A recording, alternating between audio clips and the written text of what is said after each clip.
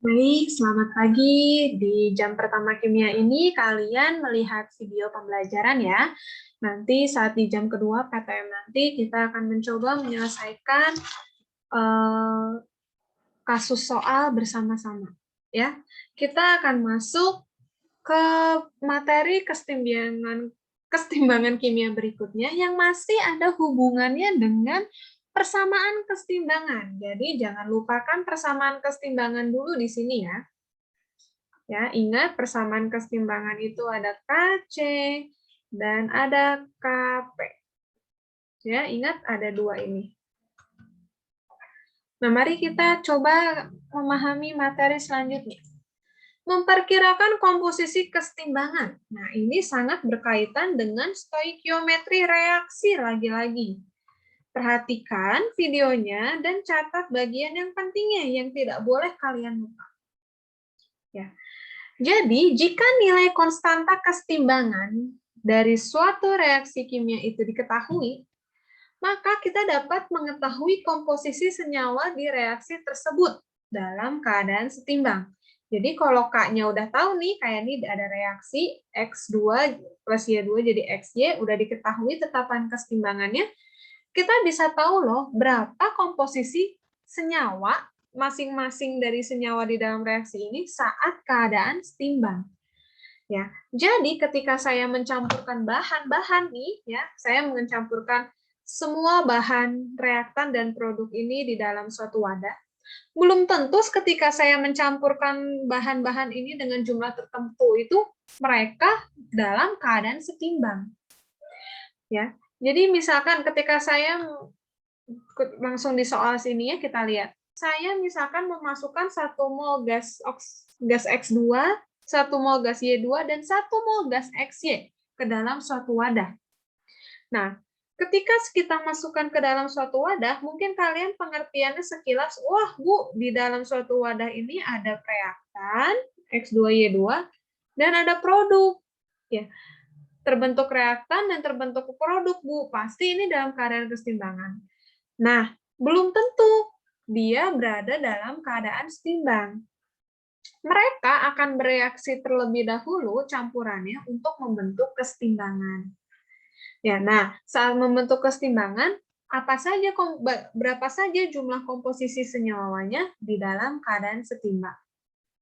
Kita langsung saja masuk ke kasus ya biar lebih terbayang. Jadi, saya punya reaksi kimia ini. Lalu di laboratorium saya iseng-iseng masukin 1 mol gas X2, 1 mol Y2, dan 1 mol gas XY yang dimasukkan ke dalam suatu wadah bervolume 1 liter. Ya, pahami? Ya, ada berapa banyak mol yang dimasukkan ke dalam wadah bervolume 1 liter ini? Maka tentukan jumlah mol XY dalam keadaan kesetimbangan.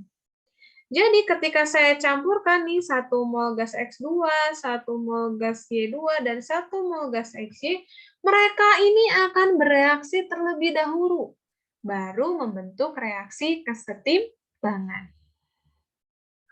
Ya, seperti itu. Nah, bagaimana Bu komposisi dalam keadaan kesetimbangannya? Kita pahami melalui stoikiometri reaksi. Ya, kita tulis dulu reaksinya yang setara ya. X2 plus Y2 menjadi setaranya 2XY. KC-nya 16. Pada mula-mulanya, terdapat 1 mol dari tiap senyawa tersebut di dalam suatu wadah. Saya campurin. Bu, kok ini sudah terbentuk produk? Kenapa ini udah terbentuk produk, Bu? Ini memang kasus soalnya seperti itu. Saya punya gas X2, punya gas Y2, dan saya punya gas XY. Karena mereka dapat mengalami reaksi bolak-balik, ketika dicampurkan, mereka akan membentuk kesetimbangan. Pahami itu. Ya, sekarang kalian sudah ada di tahap yang dicampurkan bisa dengan produknya juga. Kenapa, Bu? Ingat, reaksi ini sifatnya bolak-balik. Lalu, kita tentukan yang bereaksinya lah. Jadi yang bereaksi siapa ini? Belum tahu siapa yang bereaksi. Ya, Kita belum tahu siapa yang bereaksi, nanti akan tahu setelah kita memperhitungkannya dengan nilai Kc juga. Jadi misalkan yang bereaksi sebesar X mol, karena ini koefisiennya sama berarti X mol juga, karena ini koefisiennya 2 berarti 2/1 dikali X mol. Jadi ini adalah X mol. Lah Bu, jadi sisanya gimana? Perlu kita memahami mol-mol sisa ini adalah mol dalam keadaan setimbang. Harus kita pahami itu. Ya. Nah, jadi ini gimana Bu keadaan setimbangnya sisanya? Ingat saja prinsip stoikiometri. Sisa itu adalah kalau di reaktan mol mula-mula dikurangin mol dengan yang bereaksi. Reaktan yang gas Y2 juga sama. Mol mula-mula dikurangi mol yang bereaksi. Tapi ingat, ya, ini dikurangi kalau di reaktan itu. Tapi ingat, kalau produk itu dijumlah ya. Berarti ini ada 1 mol, ini ada X mol. Ya, berarti ini adalah 1 plus 2 X. Ya, kenapa Bu plus? Kan ini produk. Di awal sudah ada produk, terus bereaksi. Jadi ditambah. Ingat kalau produk itu mau mula-mula dan bereaksi ditambah. Lalu kalau udah dapet ini gimana? Kita bisa dapat nih nilai X-nya dengan menuliskan persamaan kesetimbangannya. Kenapa? Karena nilai konstanta kesetimbangannya udah tahu. Ya. Kc sama dengan XY, konsentrasi XY kuadrat per konsentrasi X2 dikali konsentrasi Y2. Ya. Konsentrasi produknya itu adalah 1 plus 2X per volume. Ini baru mol ya, volume itu 1 liter. Jangan lupa ini dikuadratin. Lalu reaktannya 1 min X dikali 1 min X, berarti 1 min X kuadrat. Nilai Kc-nya tadi berapa? 16. Daripada kita oh ini 1 min X-nya per 1 ya. Nah, daripada ini kita susah kuadratin satu-satu, langsung kita akarin aja semuanya. Kalau kita akarin kan jadinya 4 sama dengan 1 plus 2X per 1 min X. Ya. Lalu ayo, ini kali silang. 4 min 4X bakal sama dengan 1 plus 2X. Ya. Lalu 4 min 1, ya 4 min 1, satunya pindah ke sana, akan sama dengan 2X plus 6X. Berarti 3 sama dengan, oh ini maaf, ini 2 plus 4 ya. Saya buru-buru langsung dijumlah. 3 sama dengan 6X. Oh, berarti X-nya adalah 3/6. Atau 1/2 atau 0,5. Kita baru dapat nilai X. Ya, nilai X ini adalah yang bereaksi. Ya, yang bereaksi. Nah, yang ditanya adalah jumlah mol XY dalam keadaan kesetimbangan. Jumlah mol XY dalam keadaan setimbang adalah 1 plus 2X. Ya. Mol XY dalam setimbang itu 1 plus 2X. Berarti 1 plus 2 dikali 0,5. 2 dikali 0,5 itu dia 1 ya. 1 plus 1. Jadi jawabannya adalah 2 mol. Seperti itu. Harus paham ya. Komposisi saat kesetimbangan itu bisa dibantu dengan nilai Kc. Bereaksinya kita misalkan dulu dengan suatu variabel. Pahami dulu, kalau belum paham, boleh diulangi lagi videonya ya. Nanti akan kita coba contoh soal yang lain di PTM. Ya, diuliknya, soal-soal yang susahnya memperkirakan komposisi soal-soal kesetimbangan itu di bagian ini. Memperkirakan komposisi kesetimbangan. Paham ya? Oke, next. Sekarang kita mencoba meramalkan arah reaksi kesetimbangan pada komposisi yang tidak seimbang. Jadi tadi saya bilang, kalau saya mencampurkan sembarang mol, sembarang jumlah zat, ya senyawa-senyawa yang ada pada reaksi kesetimbangan ini, belum tentu si jumlah mol yang saya campurkan itu dalam keadaan setimbang. Ya, maka dari itu, ketika dia belum berada dalam keadaan setimbang, lihat, kalau kita mengerti dari stoikiometri reaksi ini, dia itu harus bereaksi terlebih dahulu supaya setimbang. Nah, masalahnya karena ini kesetimbangan, reaksinya ke arah mana?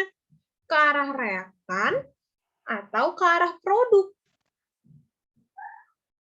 Ya. Nah, di sini kita akan meramalkan kemana arah reaksi kesetimbangan itu supaya si reaksi kimia ini menjadi setimbang. Ya. Jadi kita lihat langsung contoh yang di depan ini. Jadi ada reaksi pembentukan asam iodida dengan KC49. Lalu Bejo mencampurkan 2 mol hidrogen, 2 mol iodin, dan 4 mol asam iodida ke dalam suatu tabung bervolume 10 liter. Ingat, ini belum tentu setimbang.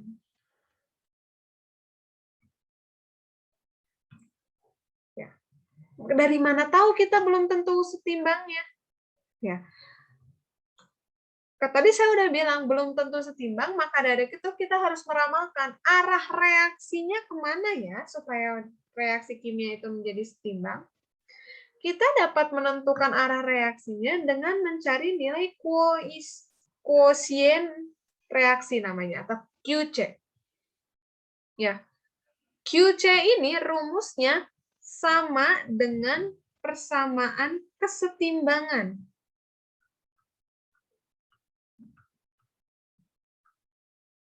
Ya, jadi kalau untuk reaksi ini, karena yang ingin kita cari adalah kuosien reaksi konsentrasi, berarti rumusnya adalah konsentrasi HI kuadrat per konsentrasi H2 kali konsentrasi I2.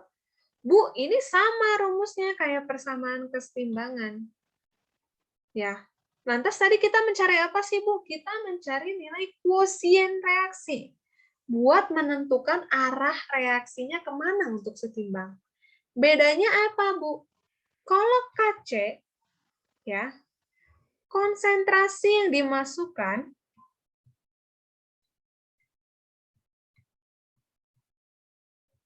ke dalam rumus sudah pada keadaan setimbang. Catat ini. Kalau KC, konsentrasi yang dimasukkan ke rumus ini itu adalah konsentrasi yang sudah dalam keadaan setimbang. Ya, di minggu kemarin saya selalu mempertegas kata-kata itu. Nah, kalau QC, ya, konsentrasi yang dimasukkan ke dalam rumus itu belum tentu setimbang. Sembarang aja dicampur kayak di soal ini. Ya, jadi gimana ini Bu menyelesaikannya? Ya, sebentar. Jadi sebenarnya ke arah mana nih reaksinya? Kita cari QC-nya dulu yuk, bareng-bareng. QC sama dengan konsentrasi HI kuadrat per konsentrasi H2 konsentrasi I2. Ya, ini pertanyaan soalnya adalah ke arah mana reaksi berjalan untuk membentuk kesetimbangan kimia. Saya perlengkap lagi soalnya ya. Kesetimbangan kimia. Kita harus mencari dulu nilai QC-nya. Rumusnya sama kayak persamaan kesetimbangan, tapi yang kita masukkan adalah konsentrasi yang belum tentu setimbang. Ya, seperti konsentrasi yang ada di soal ini karena dia sembarang dicampur. Ya, oh salah. Kita masukkan konsentrasi HI. Ingat, ini baru mol, konsentrasi itu dibagi dengan volume. Per konsentrasi H2-nya 2/10, 2/10. 10-nya habis ya. 4/2, 16, 16 bagi 4 adalah 4. Nah, kita bandingkan nilai QC dan KC-nya. QC-nya 4, KC-nya 49. Masih jauh ya untuk membentuk suatu tetapan kesetimbangan. Ya, berarti nilai QC ini lebih kecil dari KC. Ya. Berarti kalau nilai QC lebih kecil dari KC, gimana sih supaya nilai QC ini dapat mencapai nilai KC? Gimana caranya?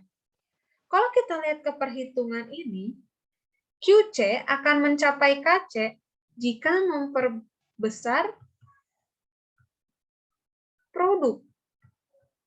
Kalau produknya kita perbesar terus-menerus, ya, maka akan tercapai QC sama dengan KC, terbentuklah kesetimbangan.